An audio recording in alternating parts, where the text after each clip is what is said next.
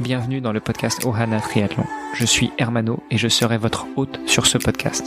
À mes côtés, Olivier De Scuter, le fondateur de la marque Ohana. Tous les jours, en 5 minutes, on vous explique comment lancer une marque de textile de sport et comment performer dans le triathlon. Ce podcast est sponsorisé par Ohana, spécialiste du textile de triathlon, natation, vélo, course à pied. Pour en savoir plus sur la marque, direction ohana.boutique. À tout de suite pour votre première commande. Salut les sportifs, c'est Hermano et vous êtes sur le dernier épisode de la semaine du podcast Ohana. Pour m'accompagner, comme d'habitude, j'ai Olivier, le fondateur de la marque. Salut Olivier. Salut Hermano. Et nous avons notre spécialiste santé, expérimenté dans le traitement des blessures des sportifs, à savoir Mehdi. Salut Mehdi. Salut Hermano, salut Olivier. On termine la série de la semaine comme prévu avec la dernière discipline du triathlon. Enfin, quoique, je pense qu'on pourrait rajouter quelques disciplines dans le triathlon. On pourrait parler de musculation, on pourrait parler de préparation physique généralisée, on pourrait parler encore de bien d'autres choses, mais attachons-nous aux 3 disciplines qui composent la compétition de triathlon. Et donc, on termine cette semaine avec la partie course à pied. Mehdi, quelles sont les blessures que l'on rencontre le plus souvent dans la partie course à pied dans le triathlon? Alors, les blessures que l'on rencontre le plus souvent, c'était le syndrome de la bandelette iliotibiale. On se rappelle ce mouvement d'essuie-glace, syndrome de l'essuie-glace aussi. On appelle, alors c'est une petite bandelette qui vient frotter sur un processus osseux, une protubérance osseuse, et qui crée ce mouvement, avec ce mouvement de va-et-vient, on crée une irritation et du coup une inflammation de cette bandelette et des douleurs à ce niveau-ci. J'imagine qu'il n'y a pas que ce type de blessure parce qu'on ne l'a quand même pas précisé dans les épisodes précédents, mais finalement la natation est un sport dit porté. Le vélo également, puisqu'on est assis sur son vélo, même si on pédale. La course à pied, à l'inverse, n'est pas un sport porté. Donc, non seulement il faut porter son poids de corps, mais il faut également absorber tous les chocs que l'on va générer par le contact au sol. Est-ce que tu vois d'autres blessures très fréquentes en dehors du syndrome de l'essuie-glace ? Alors, il faut savoir que la course à pied est l'une des disciplines, les plus courantes. Tout le monde sait courir. On est fait pour marcher, pour courir. Et c'est la discipline qui rencontre le plus de blessures. Et dans le triathlon, on le rappelle à l'introduction, c'était à peu près 70% des blessures que l'on peut rencontrer lors des épreuves. Alors effectivement, la course à pied, c'est un sport en charge. Les blessures que l'on peut rencontrer, c'est au niveau du tendon d'Achille, tendon calcanéen. Il faut savoir que ce tendon, c'est le plus gros tendon du corps humain. Et il peut supporter des charges jusqu'à 12,5 fois le poids du corps. C'est des charges qui sont vraiment énormes et du coup, il peut, à cause de cela, être facilement blessé. Alors, on parle de tendinite d'Achille. Après, les blessures qui viennent par la suite, on parle de fractures de stress. Moins chez le triathlète, beaucoup plus chez le grand coureur, du coup le marathonien, où on va solliciter de manière répétitive et sur une longue durée les différentes structures. Et du coup, on peut avoir des petites fractures, alors qui sont bénignes, mais qui doivent être bien prises en charge au niveau des métatarses, des os du pied, du tibia ou encore de la hanche. Il y a une blessure qui revient très souvent et notamment qui revenait très souvent chez moi avant que j'entame ma transition vers le minimalisme, c'est aussi les périostites. On n'en a pas encore parlé et pour autant que je sache, elles peuvent être aussi présentes en natation ou en vélo. Oui, alors effectivement, les périostites font partie un peu des tendinopathies. Alors on avait parlé, on avait donné un peu schématisé la structure d'un muscle, d'un tendon qui vient s'insérer sur l'os. En fait, entre le tendon et l'os aussi est recouvert d'une structure qu'on appelle le périostre, un tissu, et qui peut s'inflammer. On parle alors de périostite. C'est souvent des douleurs liées à une surcharge, une sursollicitation, comme une grande majorité des douleurs qui peuvent apparaître chez le sportif, et elles sont de type inflammatoire principalement. Comment prévenir ces blessures, ces 3 types de blessures? Tu l'as dit, on va simplifier du syndrome de l'essuie-glace, une blessure au niveau des tendons d'Achille ou autre, voire des fractures de stress ou encore les périostites. Comment prévenir ce type de blessure? Tout départ, pour la première prévention qu'on peut mettre en place, c'est, on en parlait, éviter la surcharge de travail. C'est-à-dire, on ne se lance pas dans une activité physique sans avoir au préalable mesuré sa force, au préalable établi son plan d'entraînement. Si on essaye d'atteindre un niveau trop élevé pour soi, c'est là qu'on se blesse et que les tendinites et ce genre de problèmes peuvent apparaître. Du coup, il faut échelonner sa progression. Au-delà de ça, pouvoir solliciter ses muscles et accompagner ses muscles. C'est une structure vivante qui a besoin d'un certain temps d'adaptation et du coup, il faut lui laisser le temps de s'adapter. Il faut faire un effort pour qu'elle sache comment gérer cet effort et lui laisser le temps de se reposer pour consolider les structures. Effectivement, tu l'as dit, c'est un travail de longue haleine. Donc, ne vous lancez pas dans une activité. Quand tu disais, si on veut essayer d'atteindre un niveau qui n'est pas le sien, on risque de se blesser. Ça ne veut pas dire que personne ne peut atteindre un certain niveau. Ça veut simplement dire qu'il faut se laisser le temps pour l'atteindre. L'entraînement n'est qu'un enchaînement de traumatismes que l'on inflige à notre corps et qui va pouvoir apprendre à le gérer et à l'assimiler. Voilà, c'est ça exactement. Tu le dis bien. L'entraînement est aussi un outil du coup d'apprentissage. Et il faut l'utiliser à bon escient et savoir le faire progressivement. On peut utiliser en augmentant, comme on le disait, progressivement les charges, laisser au corps le temps de s'habituer. Alors, il me semble qu'il y a un chiffre qui revient très arbitrairement et très souvent dans les entraînements. On parle d'une progression hebdomadaire de 10%, donc d'une semaine à l'autre, ne pas progresser de plus de 10% par rapport à la semaine précédente, en dehors des fois où on observe un cycle, par exemple 3 semaines de charge, une semaine de décharge. Évidemment, la 5e semaine, on va pas faire uniquement 10% de plus que la semaine de décharge, mais voilà, on essaie d'équilibrer les progressions et pas plus de 10% à la fois. Est-ce que tu valides ce chiffre aussi pour ce qui est de la prévention des blessures? Oui, généralement, c'est ce qui est le plus couramment rapporté.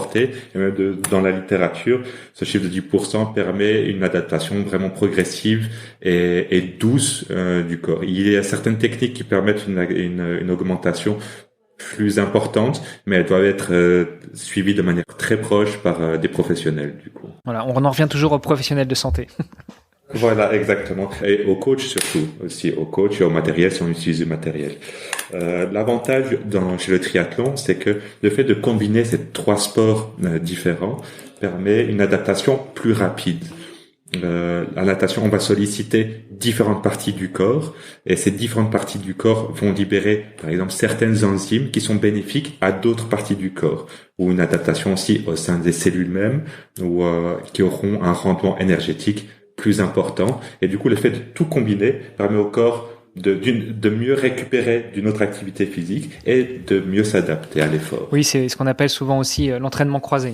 Exactement. Donc on a vu les blessures, on a vu comment les prévenir et maintenant voyons comment les guérir. Comment guérir de ces différents types de blessures? Alors on en a parlé, c'est vraiment échelonner sa charge de travail. C'est principalement ça et c'est un peu la ligne conductrice de la récupération des blessures dans le triathlon et chez le sportif en général. C'est vraiment ne pas faire vraiment attention à ne pas surcharger le travail, sursolliciter ses muscles. Si malgré tout ça arrive, voilà, il faut étirer de manière correcte. Il faut faire attention à sa posture. Quelquefois, quand on a une petite douleur, même inconsciemment, on a tendance à se déporter, à modifier sa posture, à compenser sa posture. Il faut savoir que tout est fait de bas en haut pour maintenir le regard à l'horizontale. S'il y a une contracture ou on parlait de tendon d'Achille, on pose le pied par terre, on a une petite tendance à avoir mal. Du coup, on va déporter son corps d'un côté, ça va créer des tensions d'un côté.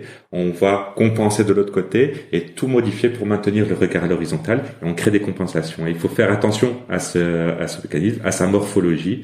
Et voilà, étirer et consulter si on a des antécédents et voir un professionnel ou en discuter avec son coach pour savoir quelle est la manière la plus adaptée pour récupérer. Bon, Olivier, on t'a pas beaucoup entendu aujourd'hui, donc le micro est à toi. Je laissais parler évidemment l'expert. Du coup, en termes de prévention de blessures, c'est vrai que voilà, moi je mentionnais cette semaine que j'ai eu un syndrome de l'essuie-glace à cause d'un entraînement en course à pied. Pourtant, j'étais accompagné par un coach et j'avais pas spécialement augmenté mon volume d'entraînement cette semaine-là, en tout cas cette séance-là. Il me semble que ce type d'inflammation peut aussi venir de une mauvaise hygiène de vie ou d'un manque d'hydratation, par exemple. Est-ce que tu confirmes? Oui, bien entendu, tu as parfaitement raison. L'aspect physique, ce que je peux apporter, ce que je peux conseiller. Il y a tout le reste, hein. Il y a l'aspect psychologique à prendre en charge, il y a l'aspect nutrition à prendre en charge, matériel, tous des plans sur lesquels on peut travailler pour éviter l'apparition de douleurs. Une mauvaise hygiène de vie, par exemple, si on consomme On parle plus de tabac et de l'alcool, ça paraît totalement logique, mais une alimentation qui est un peu trop acide provoquera du coup une acidité de l'organisme et favorisera l'apparition de tendinites. Du coup, ça aussi on peut jouer, savoir si on a un pH plus acide ou pas. C'est avec des prises de sang, enfin, on peut vraiment partir très loin. La prise en charge est pluridisciplinaire et globale. Évidemment, ça n'intéresse pas une partie ou l'autre, soit le matériel, soit le physique ou soit l'alimentation, c'est tout est englobé. Sur la partie pansement des blessures, justement, il y a un point sur lequel je voulais peut-être conclure cette série, c'était sur la partie dry needling. Je ne sais pas si tu as quelques instants pour nous expliquer ce que c'est que le dry needling du point de vue du professionnel de santé et puis quels sont éventuellement ses bienfaits. Alors là, on est effectivement sur le traitement d'une blessure. On n'est pas sur de la prévention, quoique je pense que ça peut s'adapter aussi à la prévention. Donc, Mehdi, est-ce que tu peux nous expliquer ce que c'est que le dry needling? C'est une thérapie qui est assez récente dans sa dénomination, qui ressemble beaucoup à l'acupuncture. En fait, c'est un mélange entre l'acupuncture, que pas mal de gens connaissent, et les trigger points, c'est-à-dire les points de pression qui sont, selon les auteurs, cartographiés d'une certaine manière. Voilà, c'est entre les deux. Lorsqu'il y a une contraction musculaire, il peut y avoir ce qu'on nomme de manière courante un nœud musculaire, et du coup une tension bien localisée, focale au niveau du muscle. En venant prendre appui, les points de pression, on vient créer une ischémie au niveau de ce muscle, un relâchement et une revascularisation par la suite de cette zone avec une détente, pour conséquence une détente musculaire. Le dry needling, c'est la même chose, on va venir, mais avec une aiguille, on va venir en profondeur au niveau de ces points-là pour permettre ce relâchement. Ça peut guérir certaines blessures, du coup ces tensions-là. Et à titre préventif, bien entendu, on parlait de compensation. S'il y a des tensions musculaires même inconsciente qui se forme, on a tendance à compenser d'une manière ou d'une autre. Du coup, en traitant ces points de tension, on évite ces compensations et du coup une modification de la morphologie, de l'apparition de blessures. C'est parfait. Je crois qu'on a donné envie à Olivier de tester le dry needling dès qu'il descendra de son vélo. Bah écoute, je suis curieux, donc pourquoi pas. Pour confirmer peut-être, comment ça s'écrit, Hermano, le dry needling? Donc dry needling, c'est D-R-Y, plus loin, needling, N-2-E-D-L-I-N-G. Traitement par aiguille. Ouais, aiguille sèche. Parce qu'en français, on appelle aussi ça aiguille sèche, mais c'est plus cool en anglais. Ok. Pour ceux qui voudraient faire une petite recherche ou quoi, ils savent comment ça s'écrit. Super, merci. Messieurs, merci beaucoup pour cette série d'épisodes. Donc on le rappelle, hein, si vous n'avez pas encore compris, alors déjà si vous n'avez pas encore compris, je vous invite à réécouter les épisodes, mais à vous poser des questions sur la manière dont vous écoutez le podcast. Donc cette semaine, on a traité de la partie blessures dans le triathlon, la définition des blessures, la prévalence des différentes blessures dans les différentes disciplines, comment les prévenir et surtout comment les guérir. Nous avions à nos côtés Mehdi qui est un spécialiste, un ostéopathe spécialiste de santé à tous les types de blessures dont on a parlé. Mehdi, si jamais nos auditeurs veulent rentrer en contact avec toi, te poser plus de questions ou peut-être même venir te voir dans un de tes cabinets pour que tu puisses les traiter, où est-ce qu'on te retrouve et comment on rentre en contact avec toi? Alors, il y a un site qui est en cours de construction, mais sinon par mail ou sur mehdi.moussadik@gmail.com. Et voilà, j'ai 3 cabinets sur Bruxelles et qui n'hésite pas. Super. Merci beaucoup Mehdi. Merci Olivier.